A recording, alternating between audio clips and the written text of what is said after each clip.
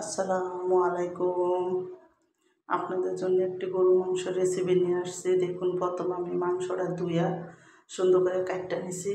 কাটটা তারপর আমি এখানে 1 কাপের মতন পেঁয়াজ দিলাম।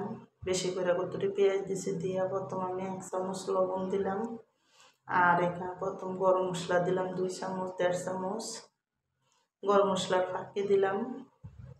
আর এদিকে এখন হলুদটা দিলাম আমি 1 চামচ, বড় চামচ আছে এই জন্য 1 চামচ দিয়ে এখন আমি মরিচের গুঁড়া দিলাম এখানে 1.5 চামচ, একটু মরিচটা বেশি দিলাম।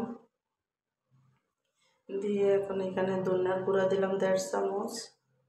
ধনিয়া গুঁড়াটা দিয়ে এখন আমি দেখুন আমার কিন্তু এদিকে আদা রসুন বাটা দেওয়া হইলো। এখানে 5-6 চামচ আদা রসুন বাটা দিলাম।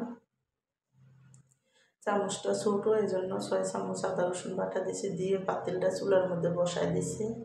বসাইয়া এখানে আমি সয়াবিন তেল দিয়ে দিলাম 1/2 কাপ এরকম। সয়াবিন তেলটা দিয়ে এখন আমি মাংসটা সুন্দর মতন দেখুন মশলার সাথে ভালো করে মাংসটা মিলামো। আর আমি এখানে 1/2 কাপ পানি দিয়ে দিছি। দিয়ে এখন আমি সব কিছু মশলা আর মাংস একসাথে ভালো মতন মিশামরি। ভালো করে মিশাইয়া যখন মশলাটা সুন্দর করে মাংসের ভিতরে সব মিশা যাবো, তখন আমি এখানে দেখুন ভালো করে কিন্তু ডাইকা এটা রান্না করব। এখানে আমার কিন্তু মশলাটা যখন যত ভালো করে মিশাইবেন মাংসটা তত মজা লাগবে। আর মশলাটা ভালো মতন মিশানো হয়ে গেলে এখন আমি ডাইকা দিব। আমি কিন্তু এখানে এই মাংসটা ডাইকা রান্না করব ভালো মতন। দেখুন এখানে ডাইকা দিলাম। ডাইকা মাংসটা হওয়ান পর্যন্ত ভালো করে রান্না করব। এটা গরুর মাংস একটু সময় লাগবে। যখন আবার একটু দেখবেন পানিটা শুকাইয়া এটা হয়ে আইছে, তখন কিন্তু আমি একটা লাড়া দিয়ে দিলাম। মাংসটা ভালো মতন সুন্দর করে মিলাই দিলাম।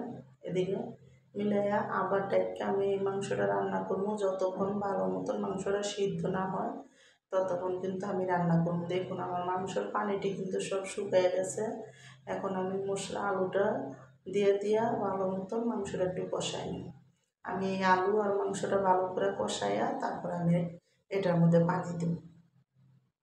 এদিকে মাংসটা কিন্তু অর্ধেক সিদ্ধ হয়ে গেছে, আর বাদ বাকি অর্ধেক এই আলুর সাথে জল দিলে সিদ্ধ হয়ে যাব। আর আমার এই গরুর মাংসের রেসিপিটা যাদের পছন্দ তারা লাইক সাবস্ক্রাইব দেন, প্লিজ আমার ভিডিওটা শেয়ার করে দিন। আপনারা দেখুন এইভাবে ঝাল ঝাল গরুর মাংস রান্না করে খাইলে অনেক মজার।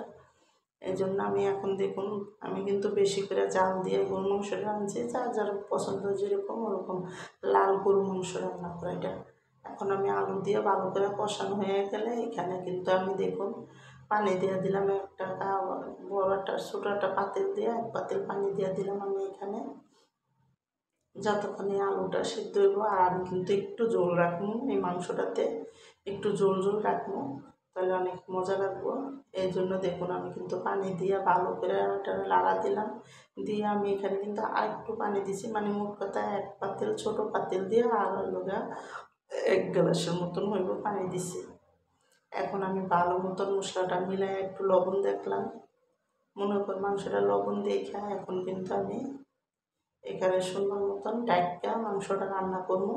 যতক্ষণ মাংসটা না হয় ততক্ষণ রান্না করবো। এখন দেখুন মাংসটা কিন্তু অর্ধেক ভালো করে সিদ্ধ হয়ে আসছে। এখন আমি কটা কাঁচামরিচ দিয়ে দিলাম এখানে, বেশি করে কটা কাঁচামরিচ দিছি। কাঁচামরিচের গ্রানটা দিকে কিন্তু আমার আলু আর মাংসটা আধা সিদ্ধ হয়ে গেছে।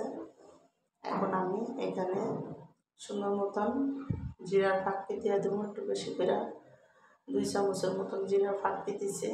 আর ওই লোক পেঁয়াজ বেরেস্তা দিয়ে দেবো এখানে।